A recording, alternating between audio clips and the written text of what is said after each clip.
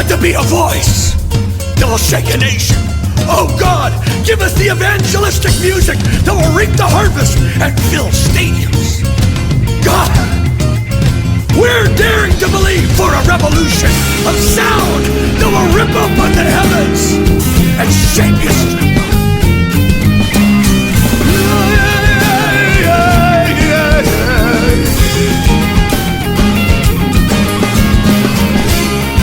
I have found David, a man after my own heart. Let it be said in the nations that God said, I have found David, a man searching, seeking, fasting for the music of heaven.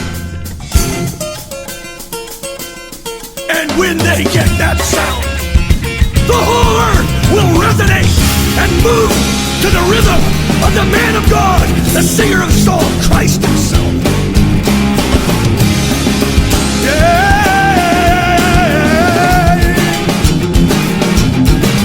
So we call him forth all over the land in the secret places of devotion.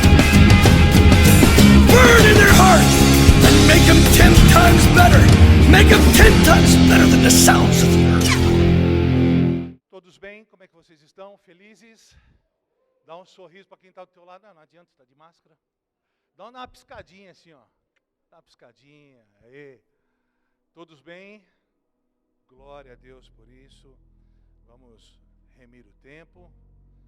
Vamos abreviar o tempo. Hoje eu quero que você fique muito atento. Quero te agradecer que você que está aqui, você que nos assiste no conforto do seu lar ou em qualquer lugar do planeta, seja bem-vindo também. Eu queria te conhecer, você que está aqui na casa, que veio pela primeira ou segunda vez, nós queremos te conhecer, te honrar. Faça apenas um sinal com a sua mão para que nós te conheçamos. Olha, bastante gente aqui na frente, sejam muito bem-vindos, muito bem-vindos, muito bem-vindo. Gente de máscara não consegue reconhecer bem. Eu acho que eu conheço esse casal bonito aqui, hein? Ah, que coisa mais linda, que honra. Sejam muito bem-vindos todos que estão aqui, você que também é da casa.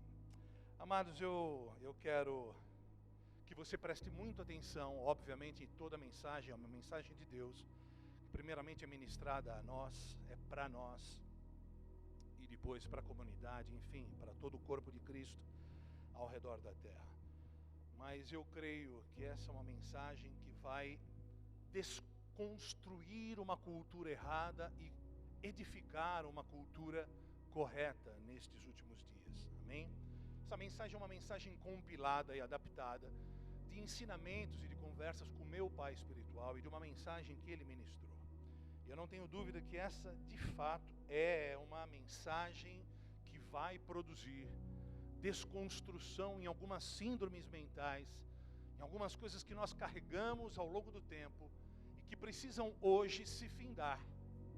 E eu creio que você vai entender.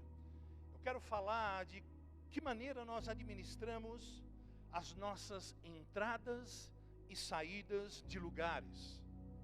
Como nós administramos as nossas entradas e saídas de estações, de ciclos, de relacionamentos e até de situações corriqueiras.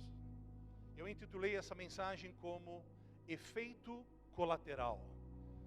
Se a Mix House puder colocar aí, nosso pop-up. Tá aí. Efeito colateral, e eu tenho certeza que você vai entender o que Deus quer falar. Antes vamos orar, feche os teus olhos, curva a sua cabeça. Pai, obrigado pela honra que o Senhor nos dá de podermos nos reunir livremente num país laico, onde nós podemos gritar na esquina, na rua, que Jesus Cristo é o Senhor. Obrigado, Senhor, pela liberdade que o Senhor nos dá de poder adorar, de poder engrandecer e exaltar o Teu nome sem corrermos risco algum, a não ser o risco de sermos considerados hereges, mas isso é bom. Senhor, obrigado pelo Teu amor, pelo Teu cuidado, obrigado pelo Teu zelo, porque não tem faltado pães a esta casa. Senhor, que nesta noite não seja diferente, nós possamos ser lavados por meio da lavagem da água da palavra e possamos ser conformados não apenas à Tua imagem, mas sobretudo à Tua semelhança no Espírito. Então, Pai, nós agora, conscientemente, trazemos a nossa mente cativa à Tua obediência e nos despojamos agora de toda preocupação com o dia a dia, com o cotidiano, com aquilo que tenta nos roubar, nos distrair, para agora podermos ouvir a Tua voz. Então, Pai, fala ao nosso espírito, fala ao nosso coração e nos ajude a dar boas respostas diante daquilo que o Senhor tem falado à Tua casa e à Tua igreja. Nós, como igreja, imbuídos de todo poder e autoridade em Cristo, amarramos toda a potestade local, todo o principado, e te pedimos, Senhor, repreenda o Senhor todo o espírito do homem. Nós declaramos este ambiente um ambiente livre e propício, para que caindo a Tua semente, ela produza 30, 60 e a 100 por um, em nome de Jesus. Amém? Amados, como disse o Leonardo, tem sido dias difíceis. Eu acho que isso é redundância dizer isso, mas é importante a gente entender que são dias muito peculiares, muito particulares e difíceis, sim. Diante desse panorama mundial e da dimensão escatológica que avança com uma velocidade gigantesca dentro da timeline da história da igreja, hoje, mais do que nunca, nós precisamos combater o avanço de uma espiritualidade rasa, o avanço de uma espiritualidade misturada, de uma espiritualidade progressista. Nós precisamos ter a consciência de que é a nossa saúde espiritual que vai combater aquilo que é impuro. É a nossa vida sendo revelada em Cristo todos os dias que vai nos mostrar se de fato nós somos amigos do noivo. É a nossa espiritualidade sendo exercitada no Espírito, através do Cristo em nós, é que vai revelar se nós somos joio ou trigo. E o mundo diz, a Bíblia diz, em Romanos 8,19, que há uma ardente expectativa pela manifestação dos filhos de Deus. O mundo clama, é o clamor de Filipe em cada esquina: ei, revela-nos o Pai. E somos eu e você, a igreja do Senhor, que temos o poder e a graça e o privilégio de podermos manifestar esse Cristo, revelar esse Cristo vivo, não um Cristo histórico, não, mas um Cristo vivo, capaz de curar, de transformar a mais terrível história numa história mais bela. Eu penso que essa é a nossa história. Olhando para a minha história e para a sua história, pelo menos de alguns que eu conheço aqui, eu posso afirmar que nós somos um milagre. Nós somos uma aberração para o inferno, mas nós somos um troféu de amor para o Senhor. Porque nós estávamos indo a passos largos para o inferno e agora nós estamos aqui, reunidos como igreja, manifestando Cristo, cuidando uns dos outros e amando o Senhor. Isso é um milagre. Eu posso olhar para a minha vida pregressa e olhar para trás e falar: Jesus, só Tu podes, só Tu és Deus. Porque pensa num cara complicado, num tranqueira. Era eu. Talvez não seja o seu caso. Mas nós somos esse milagre. E é isso que o mundo procura. Olhando para mim, para você, olhando para a igreja do Senhor, ela não quer ver outra coisa a não ser o Senhor. O mundo precisa ver os nossos frutos, precisa ver o Cristo manifesto em nós. Faz sentido? Mas há um avanço terrível desta verdade que nos abraça todos os dias por conta da urgência dos tempos. E o diabo vem com a sua agenda progressista, humanista e às vezes até ecumênica para quebrar estas novas síndromes mentais, fundamentar novas síndromes mentais, do tipo, vem para a igreja, mas vale tudo. Aliás, o Betão pregou a semana retrasada e ele foi muito sábio e muito inteligente na sua exposição, onde ele disse assim, que o diabo hoje, ele não tem problema em você vir para a igreja. Ele até quer que você venha para a igreja, mas ele não quer que você seja firme, que você seja honesto com Deus, que você seja honesto com o Senhor, que você seja honesto com o teu irmão. Vem para a igreja, mas não seja sério. Mas não seja aquele cara que dá frutos. Seja um religioso. Faz sentido isso?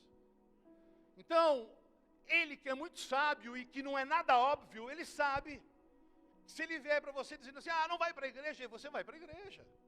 Então ele diz, vai para a igreja, mas vive de qualquer jeito. Não, nós não. O povo de Deus não. Amém? Então eu quero desconstruir com você algumas síndromes mentais que têm sido estabelecidas nesta geração. Síndromes que desconstroem uma ética de séculos que estão sendo construído. Síndromes que dizem que a honra não quer dizer nada. Essa é uma geração que aboliu os velhos costumes, coisas do tipo pedir por favor. Essa é uma geração que aboliu as coisas óbvias do tipo ser pontual, avisar com antecedência se você tiver algum problema, não puder estar no local, cumprir o que combina. Isso não parece óbvio? Reconhecer esforço alheio, ser ético, falar a verdade, dar satisfação a quem se deve, responder com educação. Bom dia, boa tarde, boa noite. Todas essas coisas são coisas que não exigem nada de nós. Não exige talento, não exige esforço, não exige nada. Quem tem um mínimo de sensatez, sabe que estas são premissas básicas. Não depende de teologia, não depende de inteligência, não depende de nada. Depende de termos um mínimo de consciência diante do Senhor. E sobretudo depende de ter temor. Faz sentido? Mas hoje, além dessas pequenas, grandes coisas que passam desapercebido por nós e fazem com que a igreja dê mau testemunho diante de um mundo moribundo que deseja ver Jesus, Deus vai hoje nos trazer a real responsabilidade no que diz respeito a entradas e saídas. E é imprescindível, meu irmão, é imperativo, é vital considerarmos os efeitos colaterais das nossas entradas e saídas. Porque o mundo espiritual, ele é extremamente violento nas respostas. Se nós entramos de maneira errada, ou sobretudo saímos de maneira errada, isso não destrói só a gente. Isso traz um legado de problemas e traz um monte de problemas, não apenas para nós, mas para as pessoas ao nosso redor, para as nossas comunidades, para as pessoas que são afetas a nós, seja no seu trabalho, seja no seu hobby, no teu jogo de futebol, não importa. Deus quer nos mostrar hoje que mais que uma entrada, as nossas saídas requerem muito mais sabedoria, atenção, cuidado e temor do que imaginamos. Faz sentido isso? E por que temor? Porque as nossas saídas serão invariavelmente as sementes para uma nova temporada. Olha só. As nossas saídas produzem sementes. Invariavelmente, e de acordo com a qualidade desta semente, as nossas saídas produzirão também a qualidade da nossa entrada, ou não. Porque dependendo da semente que você deixar cair na tua saída, na tua jornada, provavelmente isso pode te impedir até de entrar no novo ciclo, entrar em novas estações, entrar em novas relações. Faz sentido? Para que fique ainda mais claro, guarde isso. Isso dá um Twitter. A primícia de uma nova história pode ser o último dia da temporada anterior. Eu vou repetir. A primícia de uma nova história que está por vir para a tua vida pode ser o último dia da tua temporada anterior. Por isso é imperativo a gente entender de que maneira nós entramos e saímos de relações humanas, do nosso emprego, do nosso trabalho, dos ministérios. Vocês se lembram? Semente lançada, ainda que você não queira, vai germinar. Você está ali com o teu embornar cheio de semente, você está caminhando, você está na tua jornada, você não quer plantar nada, você está quieto, mas se você deixar cair uma semente, ela germina. É tipo aquele discurso assim, ei, a gente não fez nada, mas eu engravidei. Conhece esse papo furado? Não tem jeito, se a semente cair, vai germinar. Então nós precisamos tomar cuidado com que tipo de semente nós deixamos ao longo da jornada.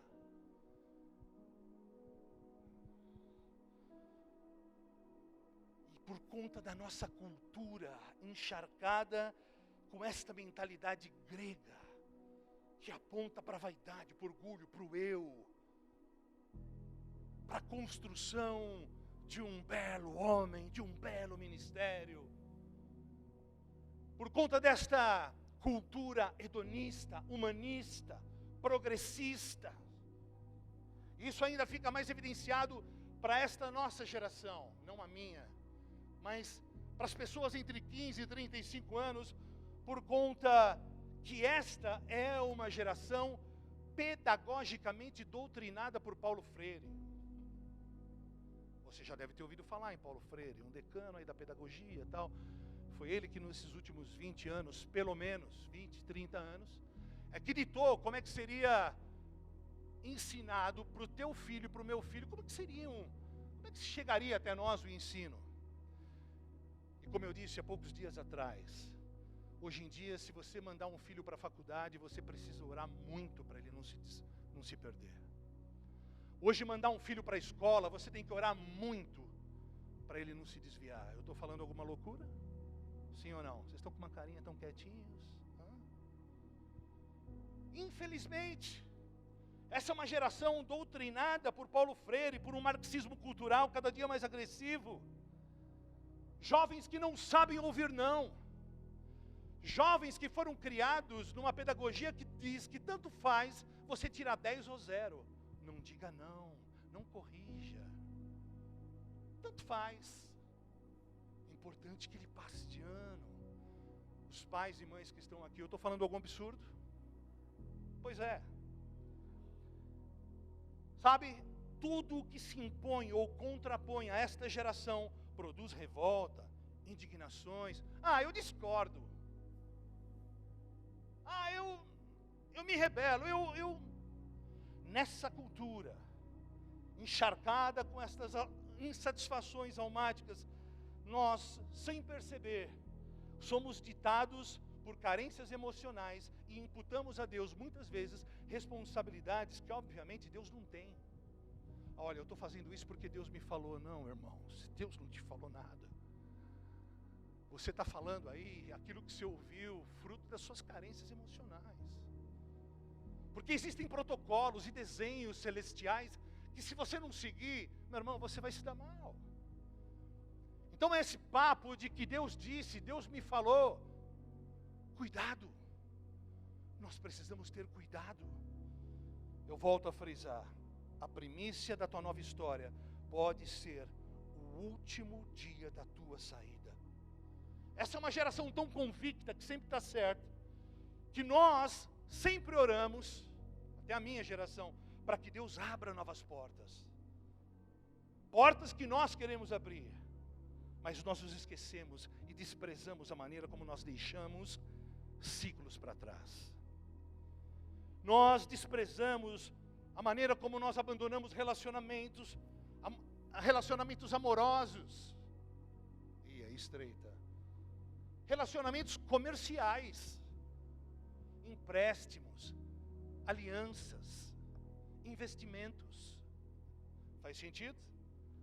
Quebramos no trabalho por qualquer razão, porque o trabalho é um ambiente hostil, mas é um ambiente necessário para nos fazer maduros. Nós rompemos com as nossas antigas demonizações, quer dizer, denominações, por qualquer razão.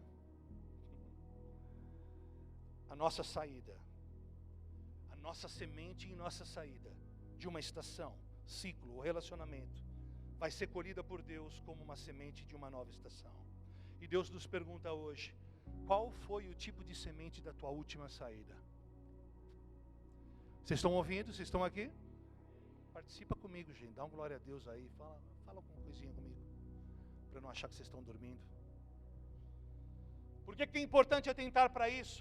Óbvio, porque o mesmo Deus que abençoa a saída é o Deus que vai abençoar a tua entrada. Eu não posso sair de qualquer jeito de um ciclo, de uma dimensão, de uma atmosfera, de uma relação. Não é de qualquer jeito, existem protocolos. Deus se move por padrões. E o cristiano fala assim de situações pessoais da qual ele passou e eu também passou, e provavelmente você também passou ou vai passar. Pessoas que conviviam conosco ontem, estavam à nossa mesa, comiam conosco.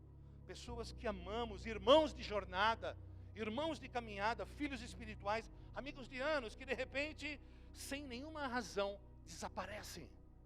Você já viu os irmãos que viram ghost do dia para a noite? Cadê? Sumiu. Pessoas que cruzam com você na rua e viram o rosto. Pessoas que na segunda-feira te chamam de pai, mas na terça te desconhecem. Ficam irreconhecíveis. Pessoas que não têm maturidade sequer para serem reais e verdadeiros, para dar a oportunidade para o outro pedir perdão de erros cometidos, de falhas, a fim de que isso não se perpetue, a fim de que isso não se torne um estigma e um rótulo sobre a igreja. Porque isso mostra que a sociedade invadiu a sociedade igreja. E aqui tudo vale. Mas para Deus não é assim. Pessoas que rompem, pessoas que manipulam, pessoas que quebram, enrolam, já sabiam o que iam fazer há muito tempo, mas eles manipulam pessoas, situações, botam a vida de muitos em risco, sem pudor algum.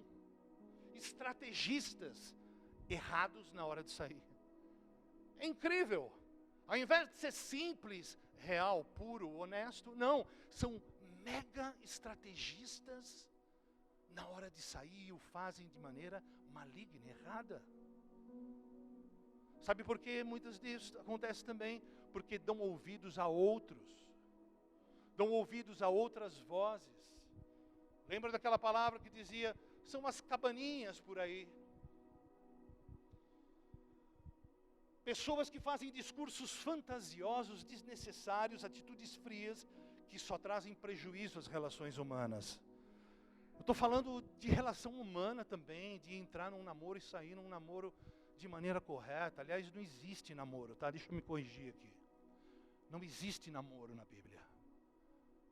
O cara conhece a mulher, conhece o cara, conhece a pessoa amada. Aqui nós temos na igreja o nosso firewall, nós fazemos corte, é uma cultura da igreja, para te proteger, para proteger os nossos jovens, a fim de que você conheça a pessoa no espírito, não na carne. Você não vai se deitar com a moça ou com o rapaz, para depois dizer, eu vou casar. Não é assim, no mundo espiritual, no reino é diferente. Primeiro você conhece no espírito, para depois, no tempo oportuno, você vai ter o privilégio de conhecer a sua esposa na intimidade, ou o seu esposo na intimidade. Faz sentido isso? Abre em João, capítulo 10, verso 9. Se você tiver na versão NVI, filho, por favor. Ou na King James atualizada. Deus diz assim, Jesus: eu sou a porta. Quem entra por mim será salvo. Entrará e sairá e encontrará pastagem. Só até aqui. Veja, Cristo não é apenas a porta de salvação. Ele é a porta para tudo em nossa vida. Cristo não é apenas uma porta de entrada para a salvação e ter uma vida melhorada. Não. Ele não nos dá uma vida melhorada, Ele nos dá a vida dEle. É muito diferente. Cristo não é uma porta de entrada e de saída. Ele é todas as portas. E se Ele é a porta de entrada e de saída na minha vida, eu preciso ter Ele como balizador para toda a entrada e saída na minha vida. Eu preciso ter Cristo como aquele que vai me conduzir em segurança em todas as entradas e saídas da minha vida. Se você entrar em qualquer sala de intercessão hoje, certamente você vai ouvir alguém dizendo assim: Senhor, abre portas. Senhor, abre uma porta para mim. Porta de emprego, porta de portas de entrada. Mas eu duvido você ouvir alguém dizendo assim: Senhor, me dá instrução para que eu saiba como fechar a porta. Ah, é difícil. Eu te desafio. Nós não estamos nem aí para a estação que passou. Isso é perigosíssimo. Por isso que eu comecei essa mensagem dizendo: olha, hoje é dia de quebrar paradigmas, de desmistificar culturas e síndromes mentais que essa geração está trazendo para dentro da igreja. Não vai. Não vai. Não é porque vale tudo lá fora e está toda essa loucura lá fora que nós vamos rebaixar o padrão aqui dentro. Não. Nós somos a régua e o balizador para a sociedade, para o homem. 3 amém, mas amém. Nós não estamos nem aí para a estação passada, estações que muitas vezes carregaram lágrimas, estações que carregaram orações, intercessão, paciência, amor, renúncia, amor e cumplicidade. Culturalmente, nossos olhos estão sempre no Senhor abre portas. Senhor, abre minha porta. Senhor, abra portas. Ele abre portas. Mas Ele só abre portas quando um ciclo se finda. Para Jesus não há novos começos sem que um ciclo seja terminado. Simples assim. Dá um outro Twitter aí. Quantos, muitas vezes sem querer, passam por uma comunidade e deixam um rastro de destruição, um legado de confusão, um legado de divisão, de grande lamento por onde passam. Nós precisamos nos encher de temor e entender que é em Cristo que entramos e saímos para tudo na vida. Você já imaginou se te aparecer hoje um emprego de porteiro numa casa de prostituição? Adriana, você deixava o Newton? Hã? Olha o dedinho dela. Ela é brava, né? Eu estou sabendo, ela é brava. Faz muito bem. Você pega aquela chave inglesa dele de 23 quilos, já dá no dedão do pé. Dedão da mão. Na cabeça. Não, Deus me abençoou. Como Deus te abençoou, amigos? Você não precisa nem orar por isso. O cara é um ex-drogado, está liberto da adição de drogas. Não, olha, hoje eu já estou liberto. O cara era um mulherengo inveterado, tinha problema com mulher. Aí abriu uma oportunidade, uma porta de emprego sensacional. Eu vou ser gerente da boate da moda aqui na minha cidade. Fala para o teu irmão assim: ajuda nós, né? Me ajuda. Você acha que Deus está abençoando uma entrada nisso? Não, veja bem, é emprego, né? Todo trabalho dignifica o homem. Hello, tem alguém aí? Toque, toque, toque. Será que a gente precisa orar para saber onde eu vou passar o carnaval, o réveillon ou o feriadão com a galera da velha guarda, da velha vida? Ou tudo se fez novo, ou você continua um boneco de carne orgânico vivendo em impulsões almáticas. Ou você nasceu de novo e a tua vida fala conforme aquilo que você é por dentro. Ou então, meu irmão, para esse discurso barato, vai buscar uma outra religião para ti, ou uma religião, vai surfar, vai pescar, mas não brinca com o cristianismo. Não brinca de ser crente. Eu estou falando isso porque eu te amo. Porque é difícil, é verdade, é difícil você ouvir isso em qualquer lugar.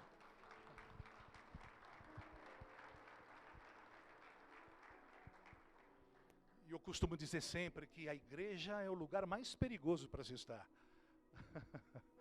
Porque se você está aqui sendo cuidado por um Deus Todo-Poderoso, que fez os céus e a terra, os luminares, e Ele mede os luminares com o firmamento do céu com a sua mão. Ele mede a profundidade dos oceanos com o seu punho. Ele é Deus. E Ele te escolheu. E Ele fala com você. Você estava destruído, falido. E então, como disse o Léo, Ele nos dá nova vida. Ele nos dá uma esposa, um cônjuge. Nos dá uma família linda. Nos dá esperança, nos dá alegria. E eu vou viver daquela velha maneira? Não. Não. Louvado seja Deus. Sabe, amados, nós precisamos saber entrar e sair. E as nossas entradas e saídas precisam imperativamente ser em Cristo. As pessoas hoje são tão irresponsáveis que elas saem de estações, quebram relacionamentos de anos via WhatsApp. Não, pastor, é que eles são modernos. Não, eles não são modernos. Eles são endemoninhados. Ingratos, loucos, porque não tem a mínima percepção, zero temor, zero entendimento de premissas básicas. Mas são estes que arvoram em cada esquina, que sabem mais, e isso e aquilo. Senhor, nos ajude. Senhor, me ajude a começar por mim. Você acha que não existem consequências? Você acha que não existem efeitos colaterais para a nossa vida, para a nossa família, para os nossos filhos e comunidade? A maneira como nós vivemos lá na nossa casa. Os nossos filhos vêm, eles sabem. Você acha que isso não gerará efeitos colaterais num futuro próximo deles, nos seus casamentos, nas suas relações, na maneira como eles tratam os seus patrões? Vocês acham que não haverá efeito colateral? Basta ler a Bíblia e a gente sabe que realmente haverão muitos efeitos colaterais. Amados, eu estou falando de vida real, de pessoas que falam o que dá na telha e fazem o que dá na telha sem ponderar, sem pensar o que a outra pessoa pode absorver diante de uma situação. Pessoas que muitas vezes não têm maturidade, não têm capacidade de absorver algo, e a gente fala de qualquer jeito. Eu sou assim mesmo, eu não tenho papas na língua, e eu sou assim, verdadeirão mesmo, sincerão. Não, você está matando alguém, porque você pode falar algo com verdade, num fórum adequado, de uma maneira correta, de uma maneira equilibrada, sem ferir a pessoa. De maneira que você auxilie ela a enxergar, de repente, o que você viu e ela não viu. Mas, dependendo da forma como falamos, nós causamos o efeito contrário. Efeitos colaterais. E às vezes irreversíveis. A gente precisa parar de achar que Deus é um ursinho de pelúcia, um bonachão. Não, Deus é bom. Mas Ele é justo também. Pessoas que saem de casamentos para entrarem em relações absurdas. Gente, o que aconteceu nessa pandemia? Aqui dentro, em outros lugares, em outras igrejas, pessoas que... Eu não vou ficar falando muito sobre isso, mas... pessoas que surtaram verdadeiramente. Pessoas que largaram sua esposa, saíram de casa por nada. Eu estou inventando coisa? É muito triste isso. Pessoas que não sabem entrar nem sair. Pessoas que não têm paciência com o processo. Porque o processo é necessário. Assim como o ferro afia o ferro, a Bíblia diz que o homem afia o homem. E existe uma tradução melhor ainda que diz que o amigo afia o amigo. Olha só. São as nossas relações e os processos dentro das relações que vão nos tornar aptos, habilitados para uma nova entrada em um outro ciclo, numa nova estação. Portanto, o processo, ele é necessário. Nós precisamos ter paciência com o processo. Paciência uns com os outros. Precisamos ter calma dentro do processo, longanimidade, longo ânimo, paciência com a velocidade de uns, com a velocidade de outros. Você que é pai e tem mais de um filho, você sabe, eles são absolutamente diferentes. Receberam a mesma educação, nasceram na mesma casa, comeram a mesma comida. Mas eles são diferentes. As respostas são diferentes. A maneira de você falar com um e com o outro, dependendo da faixa etária, é diferente. Nós precisamos entender como entrar e como sair, porque os efeitos colaterais, eles vêm. Nós precisamos parar de fazer vista grossa, por exemplo, dentro da igreja para pessoas que traem os seus pares, que traem amizades, que traem pessoas, sem que nós cheguemos para essas pessoas em amor, volto a dizer e diga, irmão, vai lá, fecha a porta. Isso é ruim para você, é ruim para a comunidade. Porque se você faz parte de uma família igreja, de uma comunidade, a responsabilidade está sobre nós, não é só sobre o pastor. Então, nos ajudar e nos auxiliar a sermos um corpo saudável é responsabilidade de todos. Faz sentido isso? E muitas vezes a gente percebe pessoas que estão mal dentro da igreja, estão amarguradas, estão feridas, por N razões, e de repente até com razões pertinentes, mas essas pessoas estão ali sangrando dentro do arraial, causando problemas, divisão, e ninguém fala nada. Ninguém tem a capacidade de, em amor, chamar o irmão para tomar um café e dizer assim, irmão, vem aqui. Estou percebendo que você não está bem. Pessoas me disseram isso, e você está falando coisas que está contaminando outras. Vem tomar um café comigo, eu quero te ajudar. Olha, isso não procede.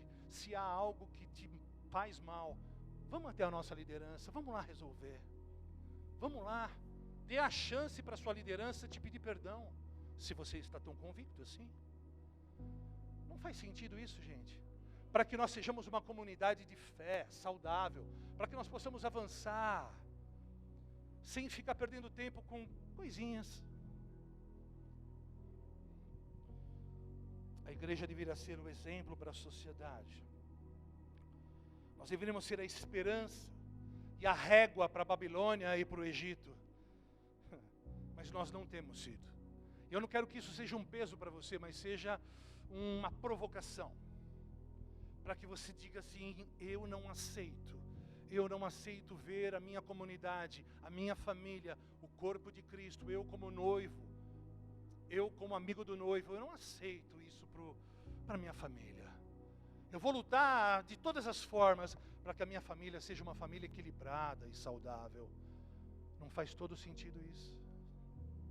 Faz todo sentido isso. E Deus é um Deus geracional, Ele é um Deus de Abraão, de Isaac, de Jacó. Ele é um Deus que abre e fecha ciclos e estações. Ele é um Deus de pactos. Ele respeita os seus pactos. Ele vela e zela pela sua palavra. E eu sempre digo que Ele se move por padrões. Existem protocolos, existem desenhos, maneiras como Deus se move. Deixa eu te fazer uma pergunta. Você não acha que Deus poderia fazer assim para tirar o povo do Egito? Ele é Deus. A arca demorou 120 anos, mas Ele não podia ter feito em 12 horas a arca. Ele é Deus. Ele pegava lá os mega anjo carpinteiro, é ou não é? 12 horas, está pronto. Ele é Deus. Ele é Deus. Mas Ele não fere os seus protocolos. Quem tinha que sair do Egito éramos nós. Da Babilônia Ele nos tirou, mas do Egito é você quem sai. Somos nós que precisamos sair.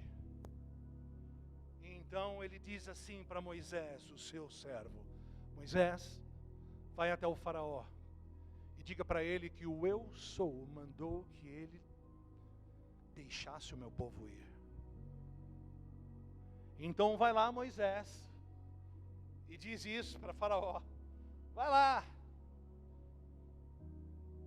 E ele chega para faraó e diz, olha, o eu sou diz, deixa o meu povo ir, deixa o meu povo ir. E o faraó teve 10 chances, 10 oportunidades, progressivamente. 10 oportunidades para ele não precisar passar aquilo que ele passou. Moisés, olha, fala para ele que vai ter pragas. Não conta para ninguém. Não conta que eu te disse. Mas o faraó é cabeça dura. O faraó é turrão, o faraó é teimoso. Então, dá a letra para ele. Fala para ele que vai ter praga. O negócio vai ficar feio, o bicho vai pegar. Dá a letra para ele. Não adiantou. Não adiantou. Deus dá spoiler direto para nós. Mas quem tem ouvidos para ouvir? 10 chances. 10 oportunidades para se arrepender. Deus seguiu o protocolo. Ele não estalou o dedo. Era ele que precisava deixar o povo ir. Mas a gente não está nem aí, não é? Com as transições. Seja no âmbito financeiro, familiar, sobretudo no âmbito espiritual. Quem é empresário sabe que no Brasil existe uma cultura de saiu da empresa, bota no pau. Sim ou não? Você pode ter ficado 10 anos na empresa, a empresa foi boa para você. Você se fez lá. Mas aconteceu alguma coisinha no final. E você, sem pudor, bota a empresa no pau. Você não, né? Isso só acontece lá depois do Trópico de Capricórnio. Aqui não. Irmãos que botam irmãos no pau. Como diz, né, Tiagão? Olha aí, ó. Como pode? Como pode não sentarem, não conversarem, não se perdoarem, não ouvirem a Deus? Veja que coisas óbvias. Sim ou não? Não são óbvias. São óbvias e patentes, mas isso acontece todos os dias porque nós não sabemos entrar e sair. E aí vem os efeitos colaterais. Olha, nem me fale deste homem. Mas por quê? Não, porque... Mas ele é o pai dos seus filhos. Vocês ficaram casados 20 anos. Não me fale desse homem. Não me fale daquela mulher. Eu acho que a gente pode até ter discordâncias, mas brigar, rachar, quebrar e não andar junto porque discordamos de alguma coisa. Não andar junto porque discordamos teologicamente de algum ponto. Essa é a história da igreja. A igreja está em reforma. Ah, você é luterano. Sai daqui, Satanás. Não, eu sou arminiano. Ah, mas olha, eu sou pré-milenista. Mas eu sou milenista. Não cabe você aqui dentro. Que é isso? Fala assim pro teu irmão. Pode isso, Arnaldo? Que é isso, meu irmão? Pode isso, Arnaldo? Irmãos infantis, que ontem, papi, vai me dar papi, eu já me arrepio. Hoje você é o cão na terra. Não faça isso, irmão. Me ajude a ajudar os irmãos que ainda não entenderam. Porque eu também tenho os meus processos. Aqui, essa palavra é para mim. Eu não sou bonitão, não. Pelo contrário, eu sou o cara que tem que morrer primeiro. E vocês sabem que isso não é discurso. Mas Deus não está olhando para apenas uma porta, para apenas uma entrada ou saída. Deus está olhando para mim e para você, dentro da timeline da história da igreja, Ele vê uma história. Então Ele se preocupa com a sua história. Deus se preocupa com o seu fim. Porque é melhor o fim do que o começo. Porque não importa como começamos, você pode começar bem, mas você precisa terminar bem. Não importa se você começou bem, importa terminar bem. E o apóstolo Paulo disse isso lá em Timóteo. Combati o bom combate, corri a minha carreira, eu cumpri. E a gente vai entender o que significa essa palavra cumprir. E lá em Apocalipse 22, 13, Jesus diz assim, você não precisa abrir, eu sou o princípio e o fim, eu sou o alfa e o ômega. Princípio e fim de quê? Fala para o teu irmão, de tudo. Ele é o princípio e fim de tudo. Ele é o princípio e o fim dos nossos ciclos. Ele é o princípio e o fim de todas as nossas estações. O princípio e o fim de nossas histórias. Ele é. Ele precisa ser. Porque no dia da tua crise existencial, Ele estava lá. No dia que você molhou o travesseiro, Ele estava lá. No dia que você pensou em jogar a toalha, Ele estava lá. Ele sabe o dia do teu fim. Ele sabe o dia das tuas transições. É Ele que pode te conduzir em segurança nas tuas transições. É Ele que diante dos processos quer te amadurecer para que você entre bem na próxima estação. Para que você não fique em meio ao caminho. Para que você não desperdice anos preciosos. Porque não existe novos começos sem que você termine um ciclo. Quem pode dar um glória a Deus aí? É Ele que sabe o dia em que entraremos e sairemos de toda e qualquer relação. Eu não consigo entender, conceber, como alguém autodenominado cristão, seja ele maduro ou não, conceber que algo não nasça de Cristo. Eu não consigo fazer nada sem submeter a Cristo. Eu vou comprar, sei lá, uma bicicleta, eu tenho que orar. Não estou falando para a gente ser religioso, faz sentido, gente? Você vai trocar de carro, por exemplo, eu estou querendo trocar de carro, olha só o que eu fiz. Eu tenho 51 anos, apesar de ter o corpinho de 38. Meu pai tem 82 anos. E o meu pai é um homem extremamente generoso, bondoso, ele é um homem ímpar, sensacional. E ele teve uma oportunidade, de agora na pandemia, ele recebeu uma oportunidade, e ele trocou o carro dele. E ele falou assim: filhão, me dá o teu carro velho, e eu vou te dar o meu, que é bom, porque Deus está me dando o melhor ainda. Eu falei: ô pai, é nóis, né? Dá esse carro para mim. E eu peguei o carro. E depois de uns 2 meses eu falei assim: pai, eu amei teu presente, mas eu queria trocar o carro. Ele ficou bravo. Mas é o meu presente, filho, eu dei para você, esse carro é bom. Mas pai, é o seguinte, você me deu um presente tão bom, que hoje o dinheiro que ele vale, eu poderia comprar o carro do meu sonho. Então eu não vou botar dinheiro, eu só vou vender esse e comprar o carro do meu sonho. Mas filho, eu te dei esse carro é lindo, é o carro do meu sonho. Bom, para finalizar a história, enquanto ele não me abençoou, eu não vendi o carro. Demorou 3 meses. Pai, e aí, você vai me abençoar? Não me fale nesse assunto hoje não. Tá bom, pai, outro dia eu falo. Pai, abençoa a minha vida, eu não quero fazer nada sem... Eu tenho 51 anos, meu irmão. Pai, abençoa a minha vida, eu não quero fazer nada contra a tua vontade. Você me abençoou. Nada. Quem é mais próximo de mim sabe disso. O Fabão está aí. Bom, semana passada ele me abençoou. Tá bom, filhão. Tá bom, vai. Você não vai parar com isso mesmo. Eu não concordo muito, mas eu entendo o que você está fazendo e eu te abençoo. Vai lá, faz aquilo que vai deixar o teu coração feliz. Só agora, então, eu pus o carro à venda. Faz sentido, pode parecer uma tolice para você. Pode parecer uma tolice para você. Mas eu te digo que são estas pequenas, grandes coisas que nos abençoam para estações vindouras. Se você não obedece teu pai e tua mãe, se você não cumpre protocolos mínimos, certamente você não vai avançar para uma próxima estação.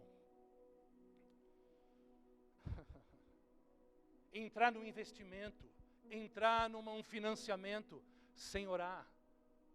Eu não estou falando para você vir consultar a mim, o pastor, não. Eu estou falando para você entrar no teu secreto e consultar a Cristo. Faz sentido? Eu não faço nada sem considerar Jesus como minha entrada e como minha saída, porque Ele é a porta. Ele é a porta. E é Ele quem vai nos abençoar na entrada e na saída. Então guarde isso, o jeito como você finda uma estação vai manifestar o quanto de Cristo você porta. Ok? Quantas pessoas passaram por essa comunidade que deixaram, volto a dizer, confusão. Não precisava ser assim. Não era necessário, não precisava. Mas são pessoas que não sabem entrar e sair. E é mais comum do que imaginamos negligenciar esses aspectos. É tão comum quanto danoso, nocivo e perigoso. Não, mas sabe o que é, AP? Eu já fiz, eu já entrei nesse, olha só.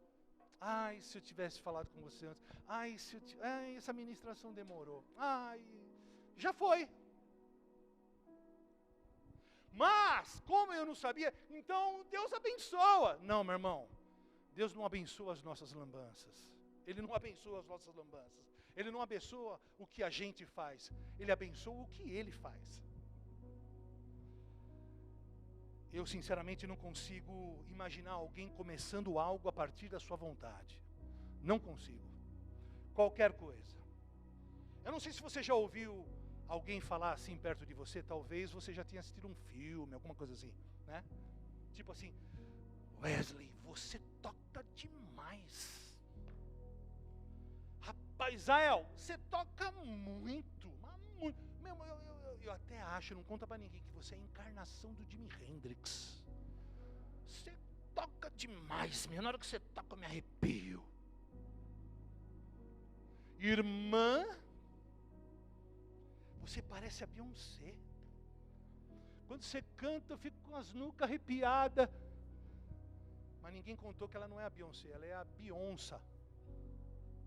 Parece uma onça. Mas o cara, ele infla. Você prega pra caramba. E aí o cara sai fazendo coisas e entrando em portas que Deus não abriu.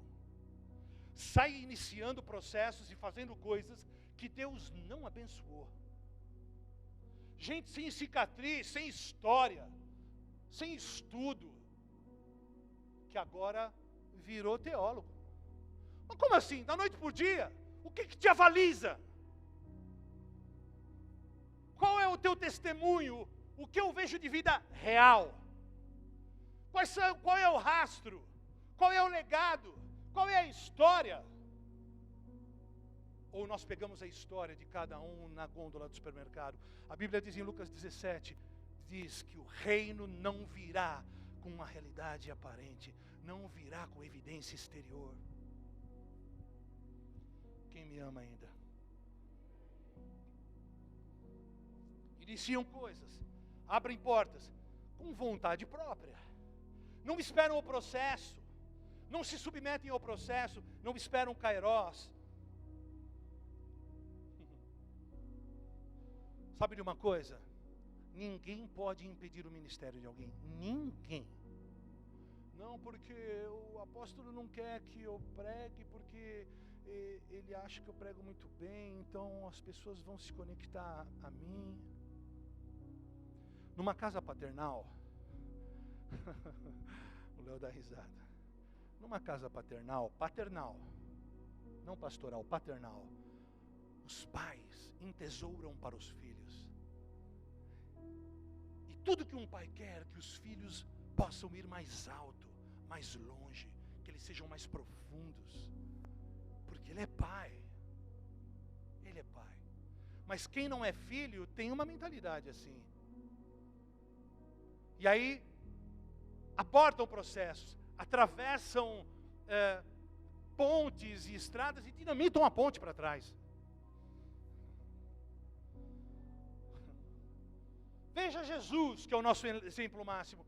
De que maneira ele transicionou do novo para o velho pacto? Como é que ele findou um tempo, uma era na nova aliança e iniciou então uma nova aliança? De que maneira ele fez isso? Deus chamou o anjo Gabriel e falou assim, não chamou o anjo Gabriel, porque o anjo Gabriel não é o alfa e o ômega, ele não é o princípio e o fim, só Cristo é. Então ele chama Cristo para transicionar de um período de 4.000 anos de história agora para inaugurar um novo tempo. Mas como é que ele faz isso? Desonrando a história dos demais? O negócio é o seguinte: eu sou Jesus, eu morri, ressuscitei, eu sou o cara. Moisés, Davi, os profetas, esses caras caducaram, eles envelheceram. Então o negócio é o seguinte: agora vocês olham é para mim, fechou? Eu sou o cara. Foi assim que Jesus fez? Ai, meu Deus, agora a parada é comigo. Abra em Mateus 5, capítulo 5, verso 17. Está escrito assim, Mateus 5, 17. Não pensem que vim abolir a lei ou os profetas. Não vim abolir, mas cumprir. Repita comigo: vim cumprir. Portanto, Jesus veio cumprir. E a palavra no original é a palavra pleroa, que significa preencher, completar, consumar. Ou seja, o que para nós chamamos de fim, Jesus diz: eu sou aquele que cumpre, eu cumpri, está consumado. É muito diferente. Está feito, está consumado, porque tudo que ele faz é perfeito. Ele não deixa a porta entreaberta, não deixa a luz acesa e também não bate a porta. O que para muitos de nós, às vezes se torna um problema terrível, com efeitos colaterais para toda uma vida, coisas que nós arrastamos para toda uma vida, porque nós não sabemos entrar e muito menos sair. Para Jesus, o fechamento ou o findar de um ciclo, o sair é completude, é plenitude, é cumprimento. Cumprido está. Faz sentido? O que é um fechamento de um ciclo para você? Quantos de nós hoje, numa cidade pequena como Arujá, tem infelizmente o desconforto ou o desprazer, sei lá, de encontrar pessoas na rua e ter que evitar, ou pessoas que nos evitam, ou pessoas que viram o rosto. Essa semana eu tive esse privilégio. É triste dizer que é um privilégio, mas fazendo alusão aqui a Isaías 53, quando todos viravam o rosto para Jesus, eu falei: Jesus, dói, mas é um privilégio. Dói, mas é um privilégio. Pessoas que não fecharam ciclos, e aí estão os efeitos colaterais. Você cruza com as pessoas na rua e elas te evitam. Isso não é triste? Isso não é terrível? Isso é terrível, porque nós somos a igreja do Senhor, nós somos sal da terra, nós deveríamos ser o balizador para a sociedade, e no entanto, não somos. Quantas pessoas saem de nossas vidas e continuam amarradas ou carregando cargas desnecessárias, cântaros pesados nas costas, simplesmente porque sem temor, encharcados de alma, doutrinados pelas políticas sociais, pela pedagogia do mundo, sobretudo pela soberba e vaidade, não sabem desligar o céu na terra, a terra no céu, não sabem entrar nem sair, não sabem nem sair nem entrar de estações, não sabem sair de relações humanas, não sabem sair de relações profissionais, relações de toda a natureza. Na hora de entrar é uma beleza, mas na hora de fechar, desprezam, negligenciam o que Deus considera na mesma medida importantíssimo. Faz sentido para você, meu irmão? Em todo ciclo que se finda existe um cumprimento profético e uma abertura, ou não, por uma nova dimensão profética. Todo ciclo guarda um cumprimento profético que te libera para uma nova dimensão profética que está por vir. Uma nova dimensão profética de entendimento, de rompimento mental, de novas unções, novos sons, novos subsídios, ferramentas, para que você flua nessa nova estação. Só assim você está legitimado para usar as chaves, para adentrar numa nova estação, para atuar numa nova jurisdição, para curar numa nova jurisdição. Só assim você está habilitado para andar numa nova unção. Só assim você está legitimado para atuar diante do mundo espiritual dentro de uma cidade. Só assim você está legitimado para atuar num lugar alto. Só depois que Josué findou um ciclo, é que ele chegou para Caleb e disse assim: Caleb, eu quero aquele monte lá. Olha, mas não se esqueça que ali tem um gigante, aquele gigante é terrível. Gigante para mim é nada, eu quero essa terra mesmo, é lá que ele está. Ele estava habilitado, eu quero esse monte, dá-me esse lugar alto. Ele foi, meteu o peito e já era. Quem aqui entende que você precisa estar habilitado, fechando ciclos para abrir novos ciclos? Para Jesus não há começo sem o cumprimento de um ciclo anterior. É uma lacuna aberta. Agora presta atenção nisso que eu vou te falar também. O diabo trabalha com lacunas. Presta atenção no que eu estou te falando. O diabo trabalha com lacunas, ou seja, ele só trabalha no espaço que nós não ocupamos. Ele só trabalha onde você deixa. Ele só trabalha onde você entregou a sua área de atuação. O diabo trabalha em lacunas e ele só trabalha no espaço que nós não ocupamos. No espaço que os filhos não ocuparam. Quem aqui já ouviu falar na parábola de Jotão? Ninguém, não pode ser. A parábola de Jotão. Ninguém. Jesus, Maria, José, gente. Está lá no livro de Juízes, capítulo 7, do verso 9 ao 15. Se você puder me ajudar, não estou vendo ninguém na mix aí. Juízes 7, do 9 ao 15. Está escrito assim: quando Jotão soube disso, subiu até o alto monte, Gerizim, e gritou para eles. Juízes 7, de 9 a 15. Homens de Siquém, me escutem, e Deus escutará vocês. E aí Jotão disse: uma vez as árvores resolveram procurar um rei para elas. Então disseram a Oliveira: Oliveira, seja o nosso rei. E a Oliveira respondeu: para governar vocês, eu teria de parar de dar o meu azeite, usado para honrar deuses e seres humanos. Verso 10. Aí as árvores pediram a figueira: venha ser o nosso rei. Mas a figueira respondeu: para governar vocês, eu teria de parar de dar os meus figos tão doces. Verso 12. Então as árvores disseram à parreira: venha ser o nosso rei. Mas a parreira respondeu: para governar vocês, eu teria de parar de dar o meu vinho, que alegra os deuses e os seres humanos. Verso 14.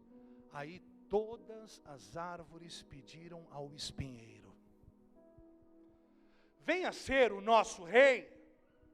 E o espinheiro respondeu: se vocês querem mesmo me fazer o seu rei, venham e fiquem debaixo de minha sombra. Se vocês não fizerem isso, sairá fogo do espinheiro e queimará os cedros do Líbano. Meu Deus.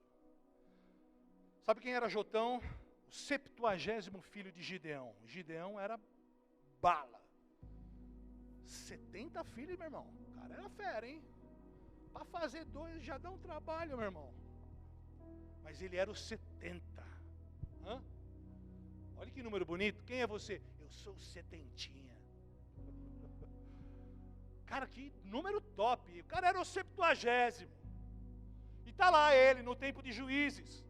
Israel não tinha reis. Eles não eram organizados politicamente, nem socialmente como nação. Israel vivia como tribos e cultivavam terras, criavam rebanhos. Era um Israel primitivo. Então Gideão é levantado por Deus como um dos principais juízes de Israel. E o seu chamado era, como sempre, a tônica é a mesma: libertar Israel de um povo inimigo. Naquela época, os amalequitas.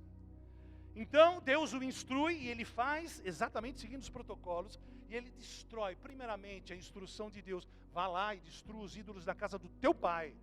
E ele vai lá, corajosamente, destrói todos os ídolos, os postes ídolos, quebra todas as influências, todos os legados espirituais terríveis que estavam sobre a sua casa, a sua família. Com isso, então, Deus dá a vitória a Israel. E aí, então Israel diz assim para ele: você é o cara, reine sobre nós. E ele disse não. Ele não soube entrar num novo tempo, num novo ciclo.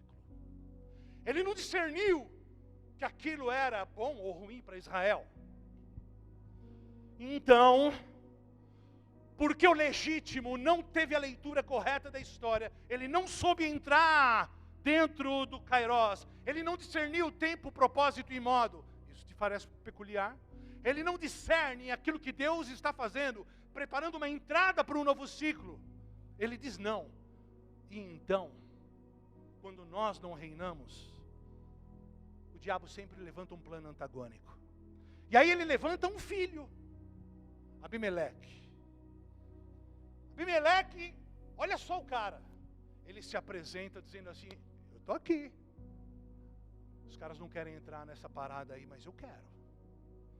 Ele se apresenta desejando o cargo. E sabe o que ele faz? Ele mata todos os seus irmãos.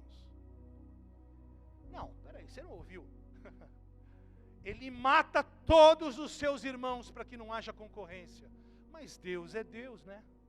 E ele deixa escapar o mais novinho. O mais novinho. O mais novinho é sempre o mais terrível, né? Ele deixa escapar o mais novinho. E então Jotão conta esta parábola para falar do filho. Jotão profere essa parábola, uma analogia, uma figura, uma sombra daquilo que nós vivemos hoje. E a parábola fala então destas árvores que buscam um rei para si. O mundo arde em expectativa, esperando a manifestação dos filhos de Deus. Isaías 61 diz que nós somos reis e sacerdotes. Onde estão os reis da terra? Onde estão aqueles que manifestarão o Cristo de dentro para fora? Onde estão aqueles que são reais, que não estão aqui propagando teologias e baratas e beriri, barará, mas que têm falado daquilo que vivem? Onde estão os homens com cicatrizes, avaliados e avalizados por aquilo que são, testemunho? Onde estão? Porque se estes não aparecem, eu vou repetir, se estes não aparecem, um espinheiro aparece para reinar.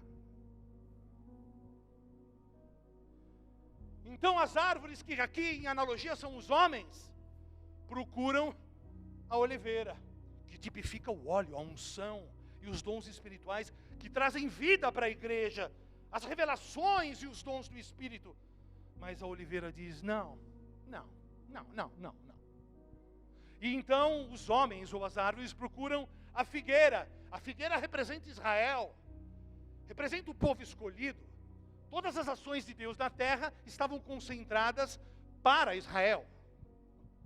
Mas Israel também diz: não. Deixa para lá, eu tenho mais coisas para fazer. Sabe como é que é, né? O meu óleo é muito precioso. Nenhuma coincidência é mera coincidência. E a oliveira também foi escalada, mas a oliveira faz o mesmo. E ela tipifica a unção. Já falei da oliveira, perdão, a videira. A videira aponta para a igreja e ela faz o mesmo. A salvação, através do sangue de Jesus, a videira representa o vinho, que representa o sangue de Cristo, representa a salvação minha e tua. Mas a videira também diz: não, eu não vou desperdiçar o meu vinho tão precioso, o meu vinho é para os deuses. E então, o espinheiro, que representa, que é símbolo e sombra da natureza humana, que fere os outros, que agride os outros, ela se apresenta, ela se levanta, ela não dá fruto, mas ela se apresenta, ela não dá sombra, mas ela se apresenta, ela não traz refrigério, mas ela se apresenta. ela aponta para esta falta de sensatez, mas para a coragem que o mundo tem e a igreja não tem. Eu, se fosse você, falava: Jeová, pega nós. E quando o espinheiro se estabelece, diz o texto que nós lemos, ele é como fogo que destrói o cedro. O cedro representa a obra do Senhor.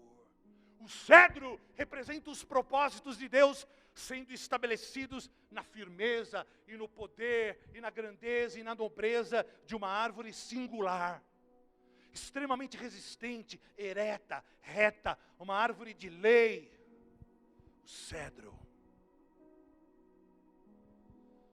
E não é muita pretensão o espinheiro achar que pode queimar um cedro. Não é muita pretensão o diabinho, o sacizinho pererê, achar que pode destruir o propósito e a obra de Deus. É muita pretensão. Mas, se eu e você não entendermos premissas básicas do que é entrar e sair, ele faz esse tipo de coisa que ele faz dentro da igreja. Quem está aqui? Conclusão. Quando nós não reinamos, quando nós não ocupamos o espaço que é meu e teu, quando nós não ocupamos as lacunas, quando nós não entramos para reinar, quem reina é o espinheiro. Quero dizer para você, em nome de Jesus, que isso acabou na sua vida. Todo ciclo de maledicência, todo ciclo, todo embotamento mental, toda síndrome desse novo tempo, desse humanismo, desse progressismo que tenta te roubar de uma vida saudável, de um entendimento limpo acerca das Escrituras, para que você tenha testemunho e vida real, que isso possa estar sobre a sua vida, a fim de que nós não sejamos pedra de tropeço para ninguém. Aleluia. O diabo só reina onde os filhos não querem reinar. Precisamos saber entrar e sair. Eu estou finalizando. É simples assim. Se a estação não foi concluída, não estamos legitimados para entrar na próxima. Muitos não entendem o que está acontecendo com a G0 hoje. Eu tive uma conversa rápida na última reunião, não tão rápida, mostrando um pouco do meu entendimento acerca do panorama, daquilo que Deus está fazendo nesses últimos 3 anos.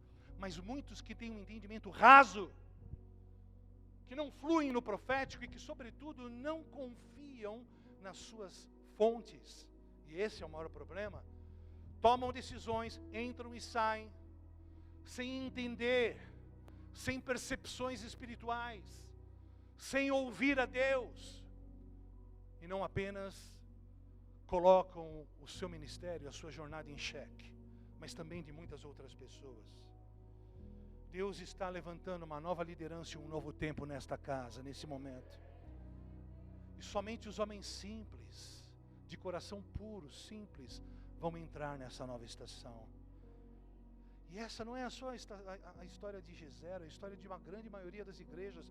A pandemia, ela é bênção, entre aspas. Ela veio para nos mostrar quem somos por dentro.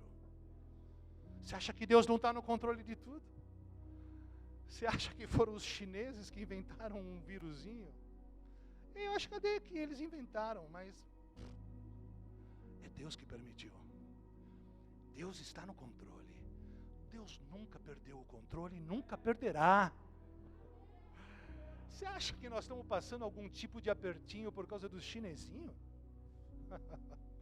Irmão, irmã. Mas muitos ficaram pelo caminho. Ficaram porque quiseram. A grande maioria se perderam em suas vaidades e orgulhos. Ficaram no caminho porque quiseram. Porque a igreja é um lugar de gente complicada. Igreja é um hospital. Se você acha que você vai vir para a igreja para que você tenha tapete vermelho, para que você nunca ninguém erre com você, eu volto a dizer para você, vai pescar. Vira budista, meu irmão. A igreja é um lugar não para você ganhar, mas é para você perder. Eu não estou falando que você vai chegar na igreja e você não vai ser cuidado. Quando você chega e você é um neófito, você é um pequenino, você é cuidado. Nós somos cuidadosos e zelosos uns com os outros até o fim. Mas chega um tempo, meu irmão, chega um tempo que é você que tem que servir. Chega um tempo em que a gente precisa tomar a cruz e morrer. Então, se você veio aqui para ganhar alguma coisa, eu só tenho uma coisa para te dizer: você só vai ganhar se você primeiro perder.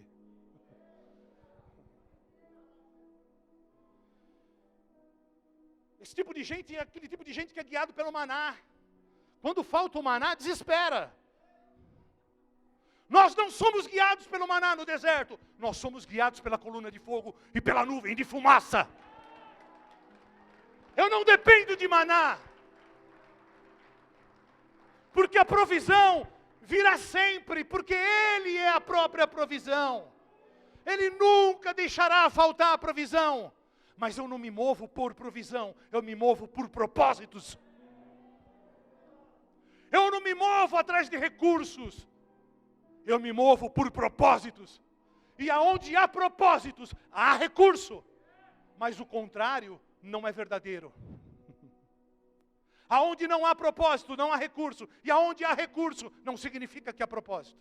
Mas onde há propósito, há recurso.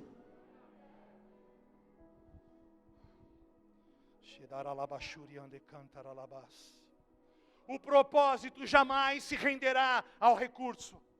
Mas onde há propósito, aí haverá sempre recurso. A casa, na pandemia, nas crises, nas colisões, pode até diminuir, mas a causa só vai crescer. A casa pode até ter diminuído por um tempo, mas agora a causa cresceu. Dentro de você e de mim, você pode ainda não perceber, mas a causa cresceu. E eu não quero que você venha aqui por causa da casa. Eu quero que você esteja aqui por causa da causa. Se não, meu irmão, área e amor. Essas pessoas que estão mortas e não sabem, muitas dessas pessoas são como Adão, estão mortas, mas não sabem. Comeram da árvore do conhecimento do bem e do mal. E andam em verdades próprias. Quero dizer para você que eu não tenho verdades próprias. Eu não tenho verdades. É a verdade que me tem. Eu não tenho verdades. É a verdade que me tem. Porque a verdade é uma pessoa, Cristo.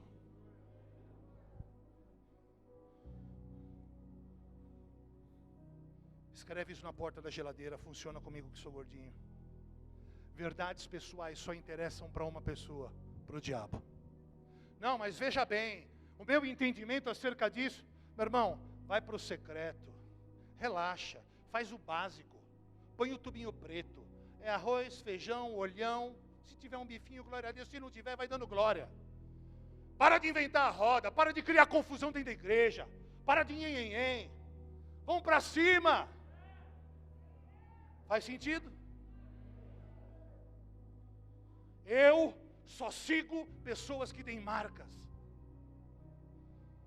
Eu não sigo os famosos. Eu aprendi ontem com o Luiz Hermínio. Nós tivemos um privilégio muito grande de ficar 3 horas na mesa com ele, além de sermos ministrados com ele.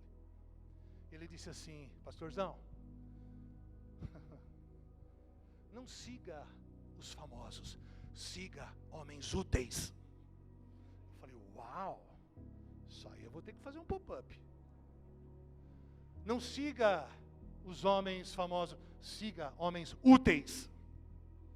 Meu glória. Sabe por que eu sigo homens com cicatrizes e não com diplomas?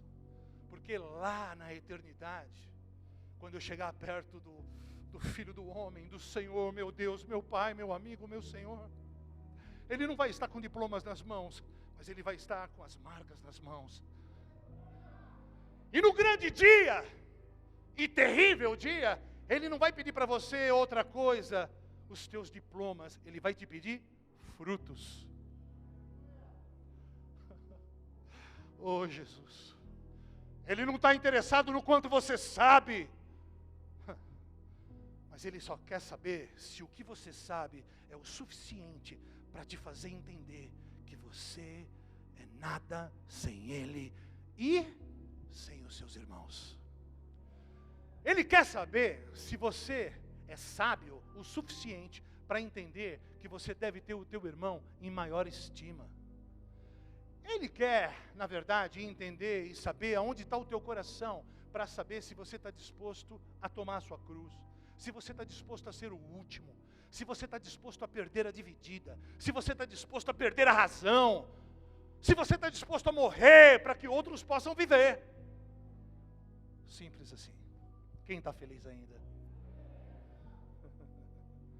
Na eternidade, Ele não vai te pedir diplomas, Ele vai te pedir frutos. E quando você chegar lá, você vai falar: deixa eu ver teus diplomas, Jesus. Não, filho, está aqui, ó, está aqui minhas mãos perfuradas. Oh, aleluia. Aleluia.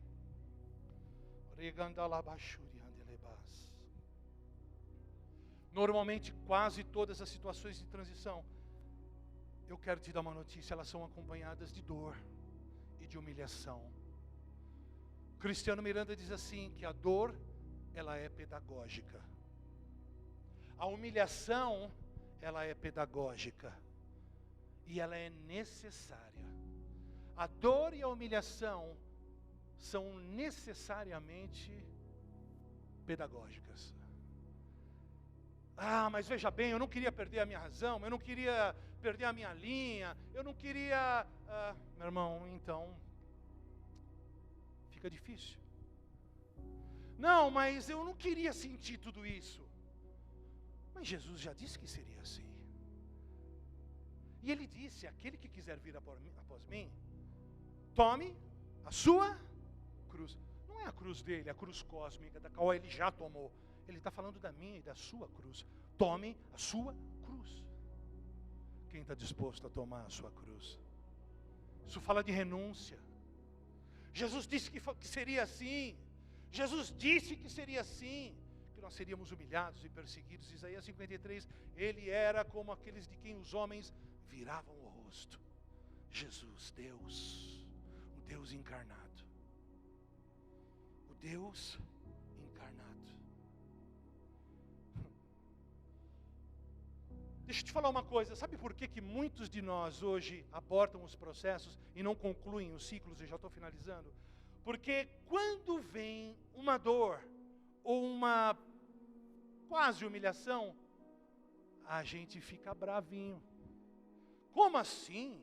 Nesta igreja? Como pode? Ah, não pode ser. Wesley, como assim? Não pode ser. Então a dor e a humilhação para os imaturos são sinônimos de que tem algo errado. Eles são como os irmãos de Jó. Tem algo errado aí, hein? Essa igreja foi vítima de profecia, usada e mal usada, fora dos protocolos espirituais. E Deus já está agindo e botando a mão, porque a fatura chega para todo mundo. Ele é Deus. Ele é bom e justo. Vocês me amam ainda, gente? Então, quando vem a dor e a humilhação, ao invés de entendermos que isso é pedagógico, normalmente o imaturo começa a atirar para todo lado. E eu vou te dar uma dica. Quem é o culpado de cara? Quem é o primeiro culpado? Hã? O primeiro é Deus, mas o segundo é o pastor. Esse pastor miserável. O cara é miserável. Porque, óbvio, o pastor não tem alma, pastor não tem coração, pastor não come, pastor não dorme. Por que pastor tem que passear? Que papo é esse? Esses pastores aí. Tem pastor aqui? Como pode? Pastor não pode ficar doente. Eu brinco. E óbvio que nós sabemos que nós somos os primeiros a morrer e fazemos com alegria. Mas o duro é ver quando a igreja coopera para isso. E só lá na 10ª posição é que vem o diabinho. O Saci Pererê. Só lá longe. Primeiro é o Deus e depois o pastor. Então eu quero te dizer, a culpa não é do diabo. E a culpa não é do pastor. Você tinha razão, a culpa é de Deus. Agora você bugou. A culpa é de Deus, porque é o Senhor quem permite isso, para que nós possamos ser refinados no fogo. Então, quando isso acontece, os imaturos, e estes desta geração, Paulo Freireana, progressista, essa geração que infelizmente nós precisamos cuidar, e nós precisamos ter coragem de pará-los em amor. Essa geração então, ela se levanta contra. Então ela vai buscar conselho com os mano, com os brothers, com os parça da caminhada. E aí dá a zebra, não tem jeito, inevitavelmente. Quem está aqui?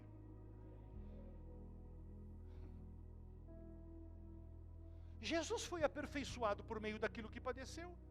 Será que a gente não pode? A gente não vai padecer? Ouça de novo, a dor e a humilhação são pedagógicas. Não coloque a culpa nos outros. Vá para o teu secreto. Busca ouvir a Deus. Quem está entendendo? Vamos ficar de pé.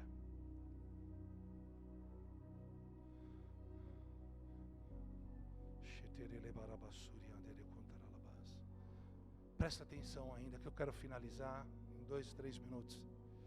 Eu sou do tempo, na minha geração, em que os pais eram firmes. Não tanto quanto os nossos avós, mas os nossos pais eram firmes. E quando a minha geração queria aprontar demais, eles saíam de casa. Tinha que ser macho para sair de casa. Mas o cara saía de casa. Hoje não. Os pais são tão moles e complacentes que os filhos não saem mais de casa. Pelo contrário, eles querem botar os pais para fora de casa. Sim ou não?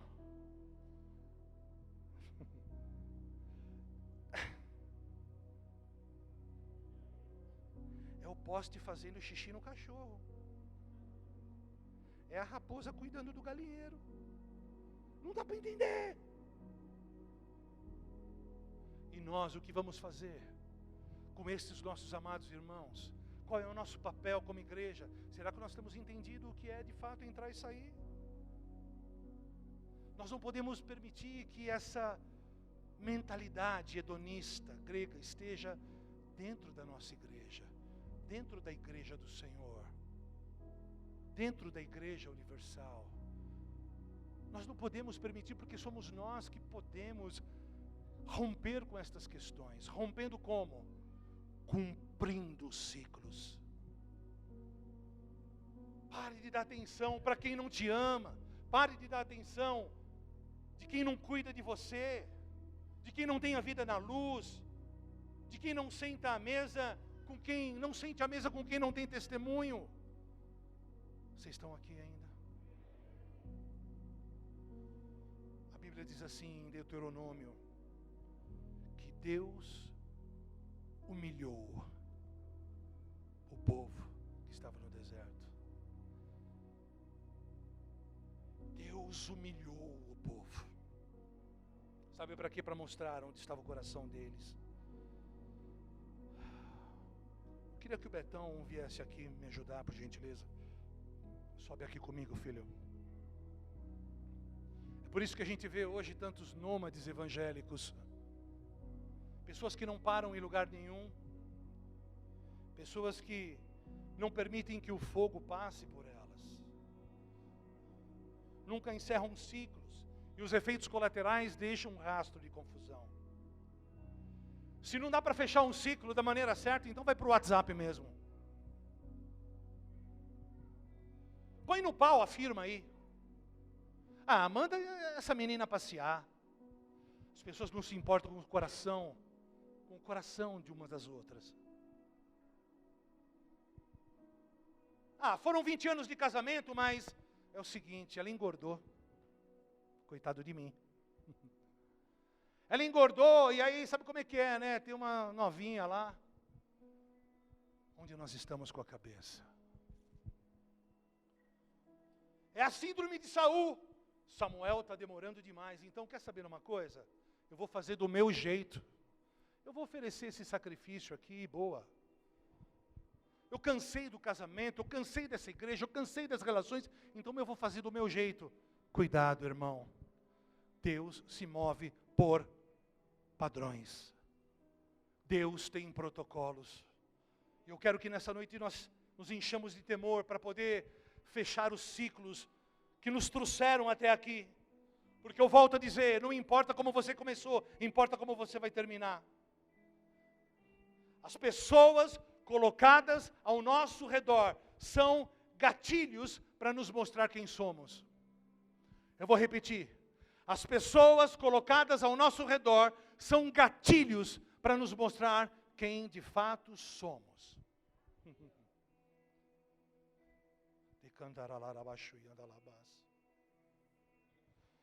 Talvez você aí no teu lugar, você possa estar dizendo, puxa vida, eu estou lembrando daquele ciclo que eu não fechei, daquela porta que eu não fechei. Talvez você esteja aí agora no teu coração pensando assim, meu Deus, eu rompi com aquela pessoa, eu quebrei o coração dela. Talvez você esteja dizendo, poxa, mas agora já passou, fazem 5 anos, 10 anos. Agora não tem mais jeito. Eu quero dizer para você, tem jeito sim. Porque Deus nos trouxe até aqui hoje para corrigir o que é possível corrigir.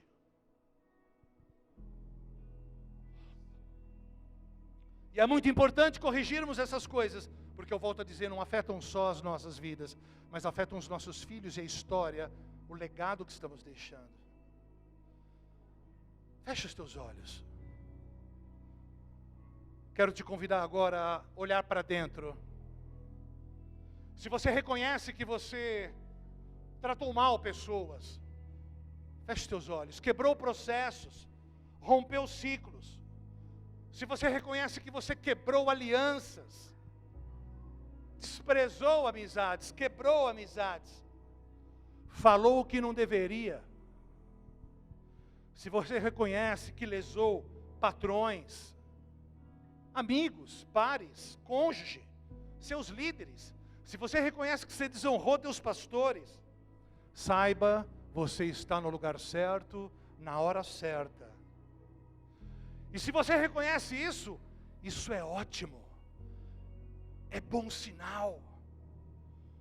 Se você reconhece, já é um excelente sinal de que você já está vencendo toda possível vaidade ou orgulho que te impeça de sair daqui leve. Você está no lugar certo e na hora certa. A única coisa que Deus te pede aqui agora hoje, é lembrando destes processos e dessas situações, é que você comece agora a trazer e construir um altar de arrependimento no teu coração.